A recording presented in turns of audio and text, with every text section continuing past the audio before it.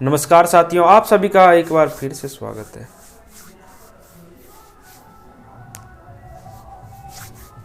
नमस्कार साथियों, आप सभी का फिर से एक बार स्वागत है। और आज लोग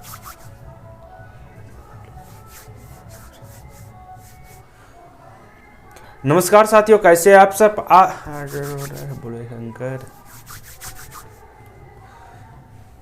नमस्कार साथियों, कैसे आप सब। आज हम लोग डिस्कस करने वाले हैं एनालॉजी। रीजनिंग का एक टॉपिक है और ये आपके एग्जामों में अक्सर पूछे जाते हैं, चाहे आप एसएससी का एग्जाम दे रहे हो या रेलवे का एग्जाम दे रहे हो या किसी भी कॉम्पिटिटिव एग्जाम में बैठे हुए, तो ये चीज़ें जरूरी पूछे जाती है।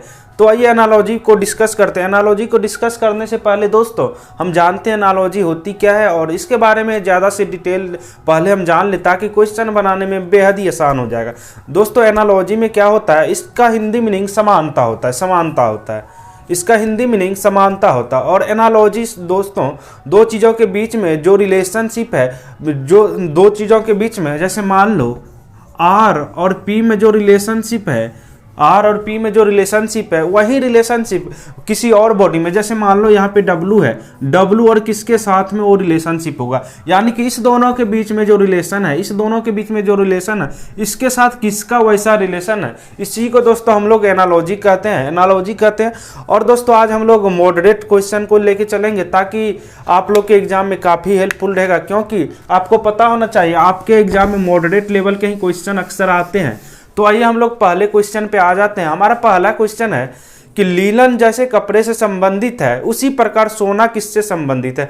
अब देखिए दोस्तों, लीलन, लीनन, लीनन, लाइनन, लाइनन, लाइनन जैसे कपड़े से, लीनन जैसे। अब दोस्तों बिना टाइम गवाए हम लोग आते हैं पहले क्वेश्चन पे। हमारा पहला क्वेश्चन है, लीनन जैसे कपड़े से संबंधित है, उसी प्रकार सोना किससे संबंधित है। दोस्तों लीनन क्या होता है, कपड़े का एक प्रकार होता है। जिस तरह कॉटन, अब बोलते हैं ना दोस्तों सिल्क, सिल्क, लीनन, पॉलिस्टर, ये सब क्या है, कपड़े का एक प्रकार है। उसी तरह सोना क्या है, ऑप्शन है आपका धातु, सुनार, कठोर, पीले। गोल्ड क्या है दोस्तों, गोल्ड क्या है, gold is a part of metal, gold is a metal. Gold क्या है, एक प्रकार का मेटल है। और दोस्तों ये कठोर होता है, लेकिन आपसे क्या पूछा गया है, लीनन जिस तरह से कपड़े का एक प्रकार है, तो सोना क्या है, एक धातु का प्रकार है। ठीक है, अगले क्वेश्चन पे आ जाइए। अगला क्वेश्चन है, तालाब का पानी से ठीक उसी प्रकार संबंध है जैसे माउंटेन का निम्नलिखित में से है। अब देखिए कितना सिंपल क्वेश्चन है। तालाब के अंदर क्या होता है, तालाब के अंदर क्या होता है, आप बोलोगे सर पानी होता है, ठीक है। उसी प्रकार माउंटेन में क्या होता है, माउंटेन में पक्षियां होती है, चढ़ना होता है, चट्टान होता है, जानवर होता है। तो अब देखिए तालाब स्पेशली किसके लिए हम बात करते हैं, जब तालाब की, तो हम बात करते हैं कि इसमें पानी होगी, मछलियां होंगी, कुछ भी होंगी, बट हम जो नेसेसरी चीज है वो क्या है, इसका पानी है। तो माउंटेन का क्या हो जाएगा दोस्तों, चट्टान। माउंटेन का क्या हो जाएगा, चट्टान, पहाड़, ये सब हम कह सकते हैं। ठीक है, ऑप्शन नंबर आपका क्या हो जाएगा, सही, बी सही हो जाएगा। अगले क्वेश्चन पे आइए। अगला क्वेश्चन है, जैसे तेज हवाई जहाज से संबंधित है। अब देखिए दोस्तों काफी इंटरेस्टिंग क्वेश्चन है। जैसे तेज हवाई जहाज से संबंधित है, उसी तरह से मंद किससे संबंधित है। तेज हवाई जहाज से, हवाई जहाज की स्पीड स्लो होती है या हाई होती है, तेज होती है या कम होती है। आप बोलोगे सर हवाई जहाज की स्पीड तो हाई होती है। तो मंद, मंद यानी स्लो, स्लो किसकी, स्लो किसकी स्पीड होती है? देखो ऑप्शन में आपका चलना, व्यायाम, दौड़ना, बैलगाड़ी। अब देखो बैलगाड़ी का स्पीड क्या है? बैलगाड़ी का मुश्किल से कितना होगा स्पीड? अब बोलोगे sir 10 kilometre per hour, maximum 20 kilometre per hour हो सकता है, लेकिन आपके हवाई जहाज का 500 किलोमीटर पर आवर। तो इस तरह से होते हैं। आइए अगले क्वेश्चन पे, ब्रेक का सील से वही संबंध है जो टॉर्क का किससे है? अब ब्रेक, अब देखो कि कोई आपके पास मान लो ये पानी का बोतल है, मान लो ये पानी का बोतल है, ये इसका सील है, सील यानी कि पैक है, ये सील है यानी कि ये एयर प्रूफ है। अब देखो इसको खोल दिए, इसके सील को खोल दिए, यानी कि सील को हम ब्रेक कर दिए, यानी कि एक तो पहले पैक था उसको खोल दिए। उसी तरह बोल रहा है टॉक का संबंध किससे होगा? टॉक यानी कि बातचीत करना। तो अगर आप बातचीत कर रहे हैं तो आप साइलेंट हो जाओ, बातचीत कर रहे हैं तो साइलेंट हो जाओ। तो आपका ऑप्शन क्या हो जाएगा? Silent is the right answer for this question. Okay, आगे बढ़ते हैं। जिस प्रकार न्यू का ओल्ड से संबंध है उसी प्रकार से डे का किससे संबंध है? अब देखो दोस्तों कितना सिंपल सवाल है। न्यू का ओल्ड, न्यू का अपोजिट हम क्या बोलते हैं? अब बोलते हैं दोस्तों आपके पास नया गाड़ी है, आप बोलोगे नहीं सर हमारे पास पुराना गाड़ी है, ये क्या हो गया? अपोजिट वर्ड हो गया। उसी प्रकार बोल्ड है, डे का किससे संबंध है? डे का नाइट से ऑब्वियसली होगा, आफ्टरनून से हो नहीं सकता है, इवनिंग से हो नहीं सकता, क्योंकि इवनिंग में भी सन का लाइट रहता है। तो डे को आप नाइट से अपोजिट कह सकते हैं। अकॉर्डिंग टू क्वेश्चन हमको चलना है, इसीलिए हम डे के अपोजिट को नाइट ले सकते हैं यहाँ पे। ठीक है, आइए अगले क्वेश्चन पे। अगला क्वेश्चन है दोस्तों हमारा, जैसे चेक वैलिडेट से संबंधित है। दोस्तों अगला क्वेश्चन है हमारा, जैसे चेक वैलिडेट से संबंधित है उसी प्रकार मेक किससे संबंधित है? अब देखो किसी चीज को आप चेक कर रहे हो कि आपके अकाउंट में इतना पैसा है कि नहीं, वो है वैलिडेट करना, उसी को बोलते हैं चेक करना। ठीक है, उसी प्रकार बोल्ड है आपको कि मेक का किससे संबंधित है? मेक मतलब बनाना, और ऑप्शन में आपका है क्रिएट, लेट, ग्रो, प्रोटेक्ट। तो आप इसमें क्या हो जाएगा? मेक मतलब बनाना, क्रिएट मतलब क्या होता है? बनाना। अब मान लो कोई आप क्रिएट कर रहे हो, आप मैप क्रिएट कर रहे हो, मान लो आप मैप क्रिएट कर रहे हो अपने घर के लिए, तो ये क्या हो गया? क्रिएट कर रहे हो, मेक यानी कि बना रहे हो। तो ये दोनों क्या हो गया? एक दूसरे से सिनोनिम्स हो गया। तो इसका आंसर क्या हो जाएगा? Make is the right answer for this question.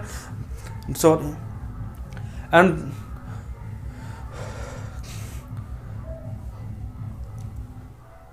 दोस्तों अगला क्वेश्चन है, चेक का वैलिडेट से जिस तरह संबंध है उसी तरह से मेक का किससे होगा?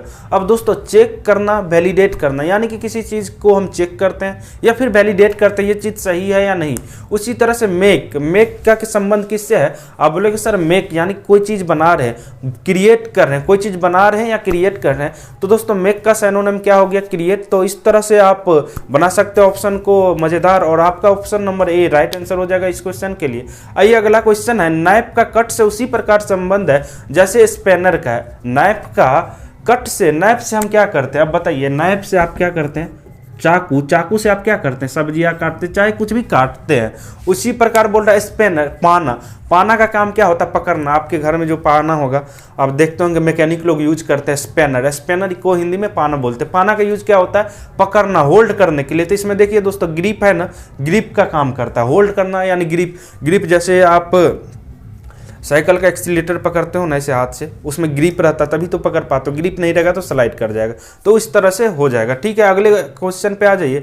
अगला है, ब्लू का स्काई से वही संबंध है जो ब्राउन का किससे है? अब ये बताना है आपको, ब्लू का स्काई से वही संबंध है जो ब्राउन का किसी और से है। अब ब्लू का स्काई से क्या संबंध है? आप बोलोगे सर ब्लू का स्काई से यही संबंध है कि स्काई ब्लू होता है, यही बोलोगे ना। अब ब्राउन क्या होता है हमको ये बता दो आप, क्या होता है? अब बोलोगे सर मड है, ऑप्शन में वेट है, विजल है, बोर्ड है। अब देखो बोर्ड क्या है? व्हाइट भी हो सकता है, ब्लैक भी हो सकता है, ग्रीन भी। अब ये देखो पीछे में व्हाइट है, इसको ब्लैक कर देंगे, ब्लैक लगा देंगे यहाँ पे तो ब्लैक हो जाएगा। ठीक है, वेट, गीला, वेट मतलब गीला। अब गीला कुछ भी हो सकता है ना, गीला को कलरलेस आई थिंक आप बोल सकते हो, जैसे पानी में कुछ भींगा हुआ उसको गीला बोल देते हैं। अब वेसल भी किसी प्रकार का हो सकता है। अब मान लो आपका पानी का टंकी है, वेसल मतलब क्या होगा? कहीं स्टोरेज डिवाइस को वेसल बोलते हैं, किसी भी कलर का हो सकता है। लेकिन मड मिट्टी का जो आप गीला बना देते हो, मिट्टी का गोल गीला, होली के समय में आप लोग खेलते हो मिट्टी में, तो क्या होता है? ब्राउन कलर का होता है। तो आपका option A is the right answer for this question. चलिए अगले क्वेश्चन पे आ जाइए। लायन का संबंध रोड से है उसी तरह हॉर्स का संबंध किससे? अब देखो ये कितना,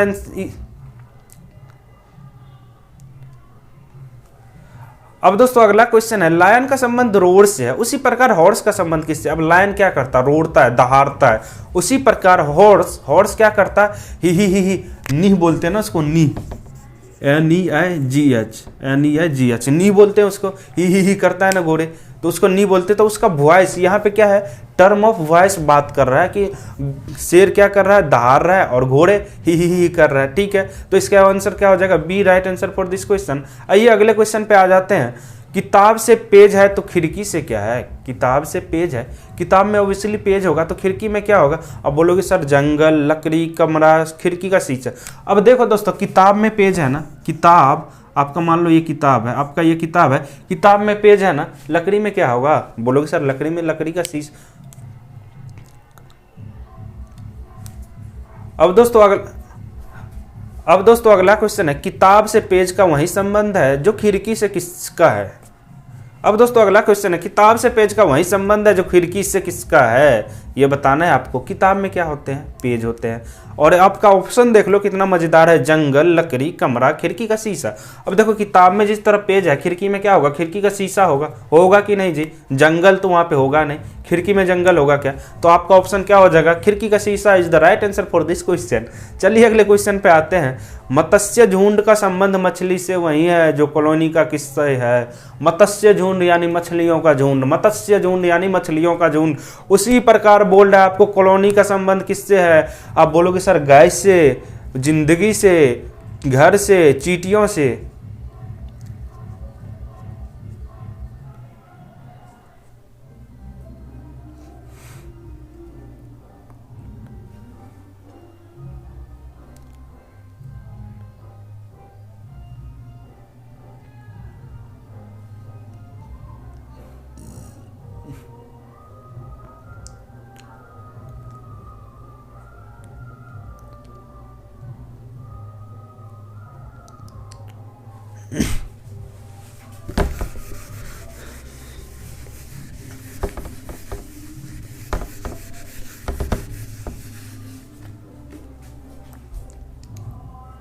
अब दोस्तों अगले क्वेश्चन पे आते हैं। अगला क्वेश्चन है, यदि संगरोध, निरोध, अलगाव से संबंध है, उसी प्रकार आपको बताना है आजादी किससे संबंध है। अब अलगाव और निरोध क्या हो गया, दोनों एक दूसरे के पर्यायवाची शब्द हो गए कि नहीं जी। उसी प्रकार आपसे बोल रहा है आजादी किससे संबंधित है, आपका पहला ऑप्शन है अलग करना, हिरासत, स्थापन, मुक्ति। अब देखो निरोध का पर्यायवाची शब्द क्या हो गया, निरोध का पर्यायवाची शब्द आपका क्या हो गया। अब देखो निरोध का पर्यायवाची शब्द क्या हो गया आपका, अलगाव। उसी तरह आजादी, आजादी यानी कि फ्रीडम, लाइक फ्रीडम, आजादी, फ्रीडम, किसी को मुक्त कर दो, आजाद कर दो, पंछी को आजाद कर दो, तो आजादी का क्या हो गया ऑप्शन, मुक्ति। मुक्ति is the right answer for this question. चलिए अगले क्वेश्चन पे आ जाइए फटाफट। कार गैरेज से वैसे ही संबंधित है जैसे मुर्गी किससे संबंधित है। अब कार कहाँ पे रखते हैं जी, कार को कहाँ पे रखते हैं आप, गैरेज में, गैरेज में ही रखते हैं ना, रोड पे तो नहीं रखते।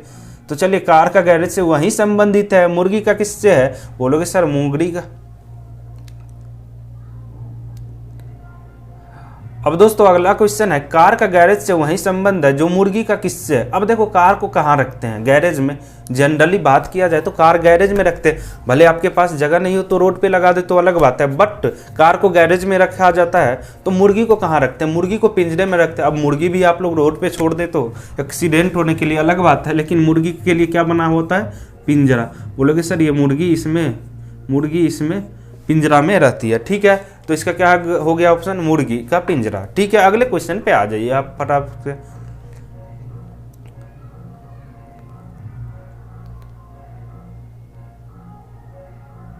ठीक है, अब देखिए अगला क्वेश्चन है, कार का गैरेज से वही संबंध है, कार का गैरेज से वही संबंध है जो मुर्गी का किससे है। अब कार कहाँ पे रखते हैं आप, गैरेज में रखते हैं। आपके पास स्पेस नहीं हो तो इधर उधर रखते हो, बट जनरली देखा जाए तो कार को गैरेज में रखने के लिए बनाया गया है। तो कार गैरेज से उसी प्रकार संबंधित है, मुर्गी किससे संबंधित है। आपका ऑप्शन देख लो, यहाँ से सटाक से आंसर मारो, कुत्ते के रहने के लिए, कुत्ते के रहने की जगह पे मुर्गी रहेगा क्या, बोलोगे सर नहीं। झोपड़े में क्या रहेगा, इंसान रहेगा ना, झोपड़े भी नहीं होगा। अस्तबल में भी नहीं रहेगा। पिंजरा is the right answer for this question, होगा कि नहीं। भले रोड पे घूमते हैं अलग बात है, बट आप पिंजरा बना के उसमें मुर्गी को रखते हो कि नहीं, तो ठीक है ना। आइए अगले क्वेश्चन पे, शूज का स्लीपर से वही संबंध है जैसे कोट का किससे है। शूज का स्लीपर से, शूज कहाँ पहनते हैं, शूज कहाँ पहनते हैं? शूज बोलोगे सर पैर में पहनते। स्लीपर कहाँ पहनते? स्लीपर यानी चप्पल। चप्पल कहाँ पहनते? पैर में ही पहनते हैं ना। अब देखो कोट कहाँ पहनते हैं? कोट कहाँ पहनते? ये शर्ट के नीचे ऊपर कोट लगा सकते हैं ना, तो शर्ट कहाँ पहनते? ऊपर पहनते। अब देखिए आपका ऑप्शन है पहला कमीज, पेन, टाई, मोजे। अब देखो कोट का संबंध क्या हो जाएगा? कमीज। कोट कमीज यानी कि शर्ट, शर्ट के ऊपर वो पहन लेते हैं ना, तो कोट कमीज। तो ऑप्शन ए इसका क्या हो जाएगा? Right answer. तो दोस्तों उम्मीद करते हैं आपको ये सेशन अच्छा लगा होगा और ये एनालॉजी के ये कुछ इंपॉर्टेंट क्वेश्चन थे और ये आपके आरआरबी के सारे क्वेश्चन मैंने आपको उठा के दे दिया है। आरआरबी में ये सारे क्वेश्चन पूछे गए हैं। अब अगले लेक्चर में डिस्कस करेंगे एनालॉजी के नंबर से रिलेटेड क्वेश्चनों को। उम्मीद करते हैं दोस्तों आपको ये सेशन पसंद आया होगा और ज़्यादा से ज़्यादा लोगों को शेयर करो ताकि ये महत्वपूर्ण सेशन सबको। तो दोस्तों उम्मीद करते हैं आपको ये सेशन काफ़ी पसंद आया होगा और ज़्यादा से ज़्यादा लोगों को शेयर करें ताकि सबको इस महत्वपूर्ण टॉपिक का लाभ मिले। इस तरह के टॉपिक पे जब हम डिस्कस करते हैं तो सबको ऐसा लाभ मिलना चाहिए, क्योंकि आप लोग को गलत सलत पढ़ा दिया जाता है और आप लोग कन्फ्यूज हो जाते हो। तो इस तरह से आप कर सकते हो तैयारी। और एनालॉजी का यह इंपॉर्टेंट क्वेश्चन था। अगले लेक्चर में हम लोग डिस्कस करेंगे नंबर